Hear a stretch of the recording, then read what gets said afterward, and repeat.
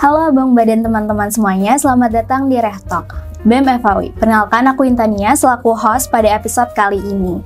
Reh Talk adalah kanal podcast resmi dari BEM FAUI yang membawakan berbagai topik yang relevan dengan menghadirkan pembicara-pembicara hebat yang tentunya akan memberikan inspirasi dan ilmu-ilmu baru kepada kita semua.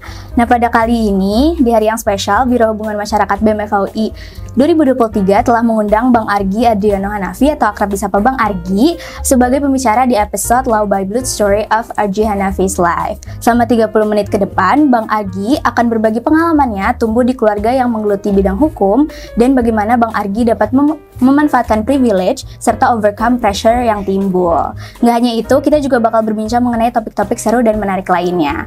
Nah, tanpa menunggu lama lagi, sekarang Bang Argi udah ada di studio bersama kita. Aku mungkin sapa dulu. Halo Bang Argi, apa kabar? Oh, baik. Oke, sehat Bang? Gimana nih Bang hari ini, perasaannya lagi good mood kah atau lagi bad mood? Biasa aja sebenarnya. Tapi ini pertama kali, fun fact, aku pertama kali datang podcast atau diundang jadi interviewee di sini, soalnya aku beberapa kali diajakin. Cuma aku lumayan pilih-pilih, tapi ini baru aku okein. Spesial hari ini. Hari ini spesial, pertama kali debut.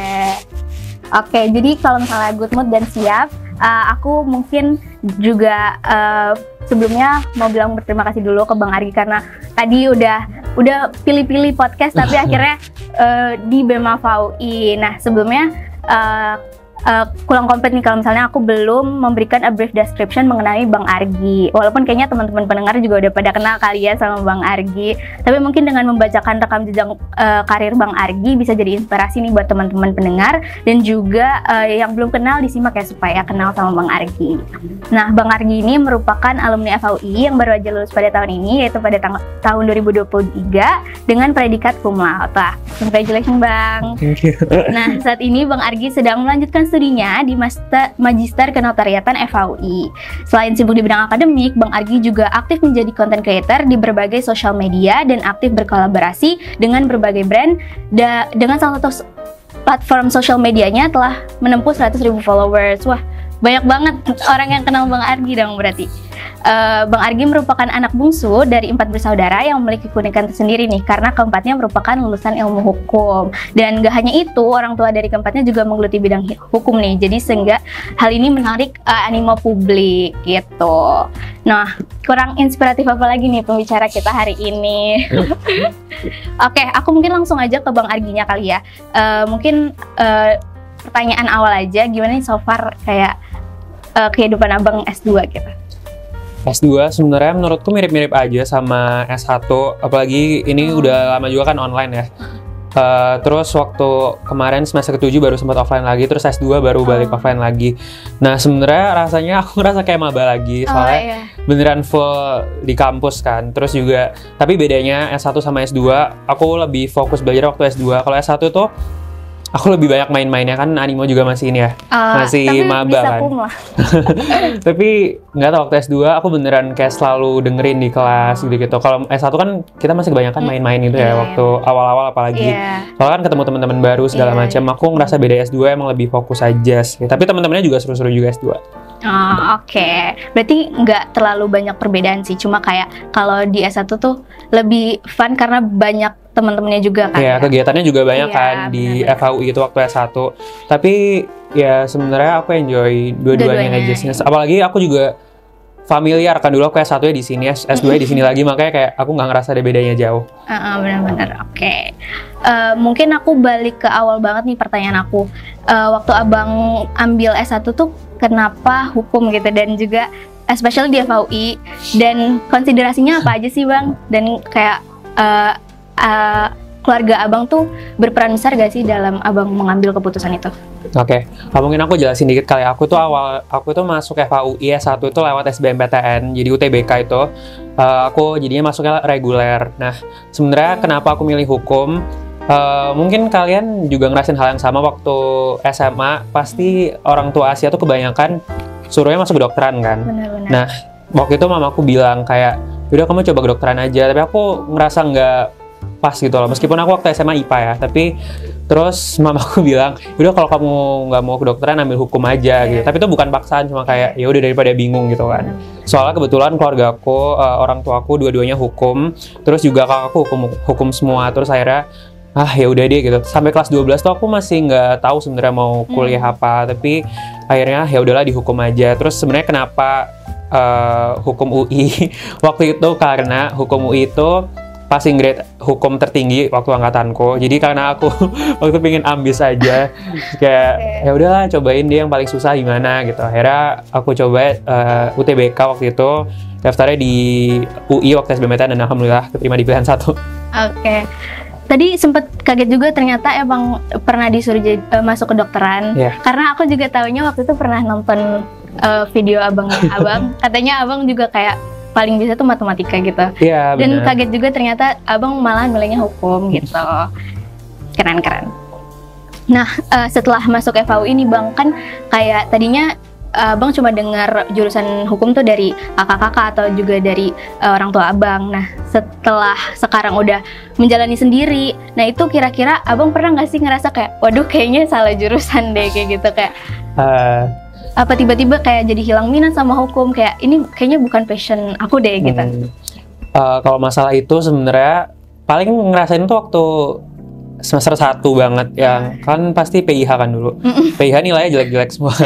Itu teman-temanku. Dari dulu ya? Iya, itu PIH pasti jelek nilainya. Terus teman-temanku pas kayak, aduh kayak salah jurusan bla bla bla. Aku dulu juga sempat mikir kayak gitu, tapi kayak cuma pikiran sesaat gitu loh. Terus lama-lama kayak ya udah aja, aku bukan yang interest banget di hukum waktu itu, kayak ya udahlah dijalanin aja, kayak nanggung udah masuk kalau nggak lulus gitu kan. Ya udah aku jalanin aja. Sekarang aku juga ya lumayan lah interest sama hukumnya. Oke. Nah, aku jadi penasaran juga waktu S1 tuh abang paling suka peminatan apa?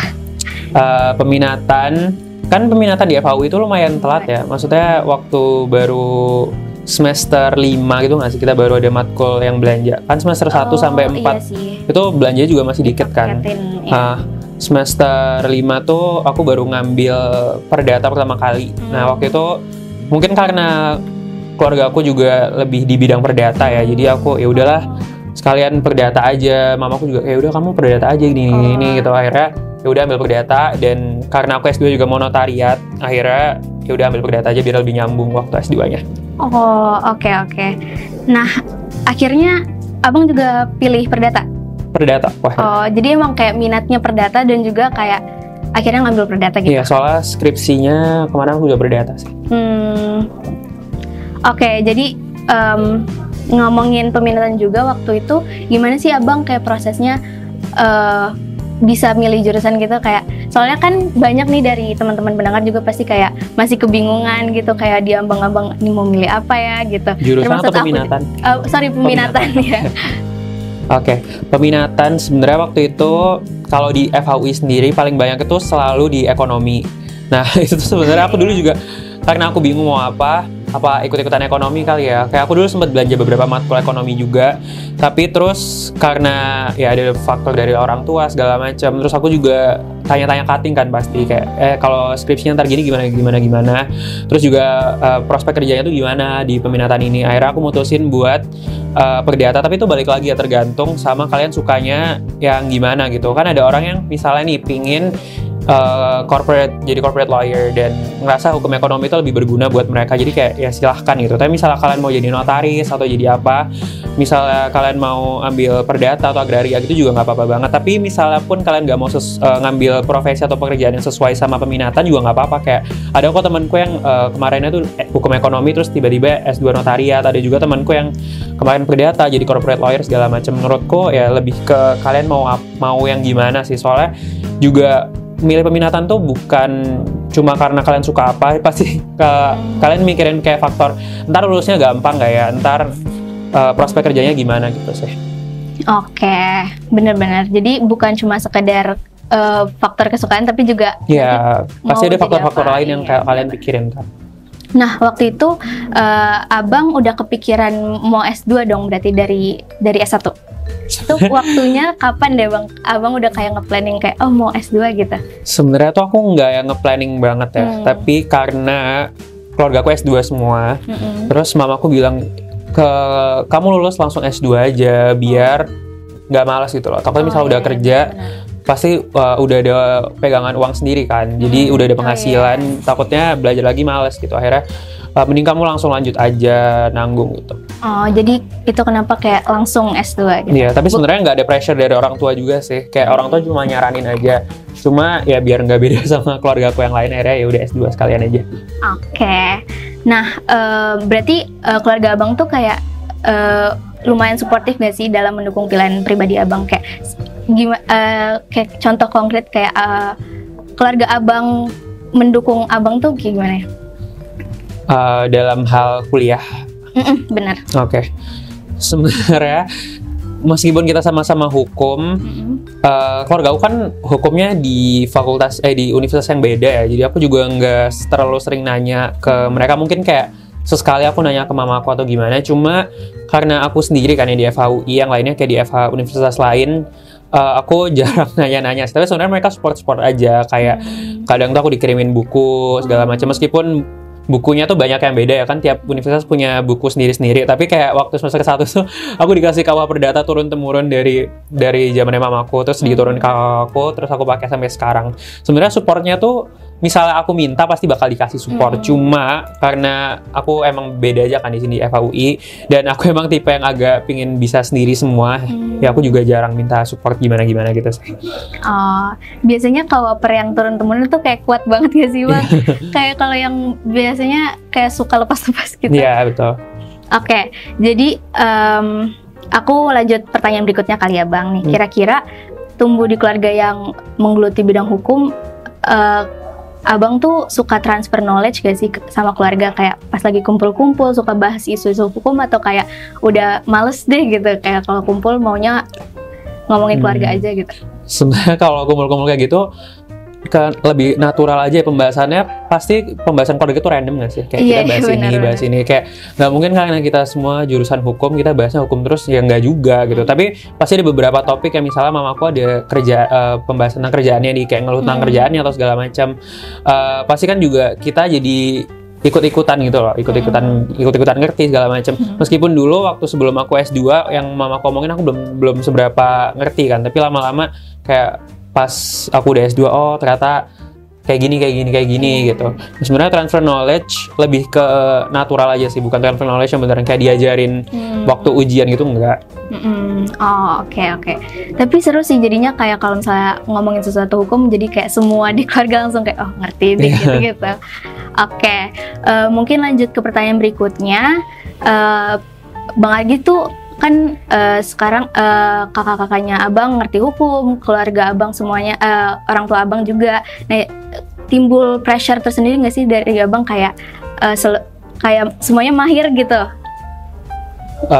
Pressure jujur enggak. Soalnya nggak tahu ya, aku dari SMP, SMA sampai kuliah tuh aku selalu ada di sekolah yang kompetitif. Kayak SMP sama SMA aku tuh sekolah negeri paling baik di Surabaya waktu itu. Mungkin kamu pernah dengar Jerome Pauline. Aku dulu saya sama Mas Jerome itu. Nah, dari SMP sampai SMA aku emang cukup kompetitif ya orangnya, dan waktu kuliah juga kan di FHUI juga orang-orangnya cukup kompetitif gitu ya. Makanya lebih ke pressure dari diri sendiri aja sih, pengen lebih baik dari kakak-kakak, tapi nggak ada yang kayak aduh kakakku kayak gini nggak. Cuma kayak aku pengen lebih baik aja. Jadi gitu. Bukan pressure, malah kayak seneng gitu loh, kayak untuk aku pengen kayak lebih baik. Kalau bisa aku lebih baik dari mereka gitu. Oke, benar. Kalau privilege Bang, kayak menurut abang kayak apa yang abang rasakan gitu? Privilege sebenarnya karena balik lagi aku di FHUI kan, dan aku dari Surabaya. Nah, keluarga aku kan universitasnya di Surabaya semua tuh. Kayak waktu di Surabaya teman-teman mamaku tuh kan ada yang kayak jadi profesor, ada yang jadi dosen di fakultas di universitas lain. Nah, mungkin kalau aku ada privilege, tapi aku sendiri kan kemarin kesini bener-bener sendiri kan, aku ngerantau dan nggak ada kenalan juga di sini. Jadi sebenarnya kalau privilege nggak terlalu gimana-gimana ya, mungkin lebih ada dasar tentang hukum. Cuma kalau dibilang privilege juga enggak gitu loh, karena ya aku waktu kesini beneran mulai dari nol, beneran aku nggak kenal siapa-siapa, nggak ngerti materinya gimana, nggak ngerti FHUI itu gimana gitu. Oke. Jadi menurut Bang Argi, dari presentasi privilege sama pressure yang Bang Argi rasain tuh, menurut Bang Argi presentasinya berapa gitu? berapa ya? Jujur aku nggak ngerasa terlalu pressure sama nggak terlalu ngerasa privilege. Mungkin setengah-setengah. Tapi 50. aku waktu kuliah tuh beneran start fresh gitu. Aku beneran nggak ada pressure, aku nggak ada pembanding, nggak ada ini. Soalnya aku sendiri kan di sini kemarin. Benar-benar. Oke, mungkin lanjut ke pertanyaan berikutnya. Seberapa besar pengaruh keluarga dalam kehidupan perkuliahan Bang Argi, dan biasanya saran serta masukan seperti apa yang sering diberikan oleh keluarga Abang? Kalau masalah pengaruh dari keluarga, mungkin waktu SMA doang ya, yang akhirnya karena keluarga aku semuanya ngambil hukum, aku jadi terdorong buat ngambil hukum, tapi bukan paksaan. Aku kayak ya udahlah ngambil hukum aja biar sama kayak semuanya. Terus sorry tadi yang berikutnya apa pertanyaannya? Masukan seperti apa yang biasanya Abang dapetin dari keluarga? Kalau masukan, mungkin mamaku sekali-sekali ngasih kayak masukan. Cuma balik lagi karena aku di FAUI sendiri dan mereka universitasnya beda kan. Jadi ya aku harus belajar sendiri gitu loh di sini, karena ya sistem belajarnya juga beda-beda kan dari tiap universitas ke universitas lain. Makanya aku juga jarang sih nerima kayak masukan gimana gitu dari mereka. Oh, oke. Nah, apakah pengaruh dari keluarga Abang nih yang begitu kuat menciptakan kesulitan sendiri bagi Abang dalam mengambil keputusan pribadi Abang? Enggak juga sih sebenarnya, karena ya balik lagi aku orangnya kompetitif kan. Jadi ya aku pingin sesuatu yang aku mau, ya aku harus bisa sesuai yang aku mau gitu. Nah sedangkan kalau dari keluarga gitu aku nggak yang gimana gitu sih. Jadi kalau misalnya Abang kayak punya minat yang lainnya juga kayak keluarga Abang juga supportive aja. Soalnya ya kita berempat cowok semua dan dari kecil emang punya minat masing-masing gitu loh. Kita nggak pernah yang kayak ngasih tahu ini itu, nggak pernah sih. Oh, oke. Mungkin ini juga jadi pertanyaan terakhir. Apa rencana Abang ke depannya setelah kayak lulus S2? Ini pertanyaan yang aku paling bingung jawabnya dari dulu. Kayak selalu ditanyakan waktu S1, waktu S2 kayak, ntar kamu lulus mau ngapain gitu. Ntar kamu abis dapat gelar sarjana hukum mau ngapain? Pasti kita juga jawabnya bingung gitu. Kayak ditanya gitu, mungkin mau kerja, mungkin mau lanjut studi lagi, mungkin mau gimana. Dan aku pribadi bukan orang yang terlalu mikirin jauh ke depan, ke belakang, ke depan gitu ya. Jadi ya aku sekarang coba jalanin dulu aja, karena juga di depan masih ada UAS, masih ada segala macam kan. Jadi kayak daripada terlalu mikirin yang itu, masih banyak hal yang harus aku bisa fokusin sekarang. Apalagi aku juga ada kerjaan lain kan, selain ini masih banyak tanggungan yang harus aku kerjain. Jadi untuk sekarang aku belum terlalu mikirin habis lulus mau gimana. Yang penting aku selesain dulu pekerjaanku satu-satu gitu. Jadi make the best of right now dulu ya Bang. Mungkin tadi juga sempat disinggung sama Abang. Jadi Abang tuh tipikal yang kayak nggak terlalu figure out everything dulu, yang penting kayak sekarang jalanin dulu gitu. Jadi menurut Abang penting nggak sih kayak mahasiswa tuh harus tahu gitu ke depannya mau ngapain gitu? Sebenarnya itu tergantung, ini preferensi orang-orang ya. Ada orang yang pingin nyelesainnya sekarang, ada yang pingin udah pokoknya yang 10 langkah ke depan harus ada gitu. Sebenarnya mungkin dulu aku juga idealis ya, kayak wah ntar aku waktu SMA, ntar aku langsung lulus SMA, langsung kuliah cum laude 3,5 tahun, langsung lanjut S2, langsung ini itu, langsung kerja, langsung dapat gaji segini gitu. Tapi itu kan cuma ya namanya juga angan-angan kan. Pasti kita mikirnya ntar jalannya semulus itu, tapi ternyata kenyataannya nggak segampang itu kan. Dulu mikirnya ntar kuliah IP-nya harus 3,8 ya tiap semester, tapi kan kenyataannya nggak segampang itu kan. Bener. Kayak ternyata pas UAS kita ngerasa susah, ngerasa gini. Nah itu tergantung preferensi aja, balik lagi. Kalau aku sendiri dulu sempat idealis kayak pingin 20 langkah ke depan tuh aku udah ada pikirannya, tapi sekarang aku pingin selesain dulu dia satu-satu biar aku lebih fokus nyelesainnya gitu. Oke, mungkin karena tadi udah jadi pertanyaan terakhir, ada pesan nggak nih buat pendengar Rehtalk? Buat pendengar Rehtalk, mungkin kalau buat teman-teman FAUI semangat aja belajarnya dan nggak usah terlalu stres kayak mikirin langkah ke depannya gimana, yang penting selesain dulu deh ini, ntar lama-lama juga bakal banyak kok tiba-tiba kepikiran, oh pengen ini, pengen itu, kayak semuanya tiba-tiba, nggak harus sesuai sama rencana kalian yang 20 langkah ke depan harus sama, itu nggak juga. Dan buat yang non-FAUI juga, misal kalian mau kuliah hukum, banyak juga manfaatnya, dan nggak usah takut duluan kuliah hukum, soalnya nggak semenyeramkan itu kan sebenarnya. Iya. Pas awal-awal aku juga takut, kayak aduh ntar gimana nih kuliahnya, susah segala macam. Tapi ternyata lulus aja gitu loh sebenarnya. Nah makanya nggak usah terlalu takut misalnya mau kuliah hukum, dan ya semangat. Oke, mungkin thank you Bang. Nah Abang Ba dan teman-teman semuanya, pesan tadi telah yang diberikan oleh Bang Argi tadi sekaligus menjadi penutup podcast Rehtalk episode kali ini. Kalau boleh aku rangkum tadi, Bang Argi memilih hukum UI karena passing grade hukum UI itu paling tinggi pada saat itu. Juga tak terlepas dari pengaruh keluarga. Bang Argi mengambil peminatan perdata karena keluarga Bang Argi cenderung mengambil peminatan hukum perdata, tapi juga sebenarnya nggak di pressure juga ya sama keluarga.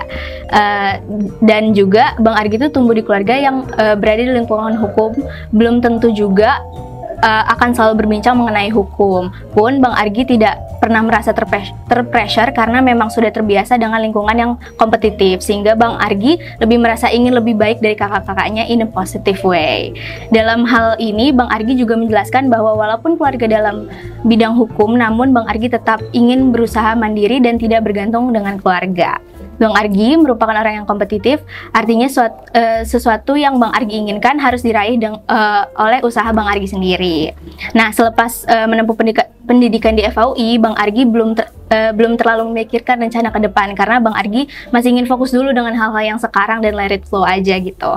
Pesan dari Bang Argi supaya soal penting apa enggak menentukan goals itu sebenarnya preferensi masing-masing aja. Kalau dari Bang Argi sendiri dulu pernah ideal, tapi makin lama ya udah deh gitu, let it flow aja. Nah, mungkin segitu aja kesimpulan dari aku harap ilmu, saran dan juga pesan yang telah diberikan oleh Bang Argi tadi dapat tersampaikan dengan baik dan bermanfaat bagi Abang Ba dan teman-teman pendengar Rehtalk BEM FAUI. Gak terasa kita udah ngobrol dari tadi, sedih rasanya harus mengakhiri bincang-bincang kita hari ini. Senang banget juga rasanya bisa menghadirkan episode kali ini untuk para pendengar Rehtalk BEM FAUI. Dan throughout the conversation aku merasa seru banget untuk ngobrol sama Abang, dan hopefully Abang juga enjoy dan had a great time with us di Rehtalk BEM FAUI. Aku sekali lagi mengucapkan terima kasih sebesar-besarnya kepada Bang Argi yang udah mau meluangkan waktunya dengan di tengah kesibukannya Bang Argi dan menjadi pembicara di Rehtalk episode 27. Tentunya tidak lupa juga aku ucapkan terima kasih kepada Bang Ba dan teman-teman yang telah setia mendengar Rehtalk. Akhir kata aku memohon maaf apabila terjadi kesalahan baik kata maupun yang disengaja atau tidak. Aku Intania selaku host pamit undur diri. Jangan lupa nantikan episode Rehtalk berikutnya di kanal podcast sosial media BEM FAUI, Instagram @bem.faui, Twitter @bem_FAUI, Facebook BEM FAUI, dan Spotify Rehtalk BEM FAUI. Dan pantau terus lini masa kami untuk konten-konten menarik lainnya. Sampai jumpa Abang Ba dan teman-teman.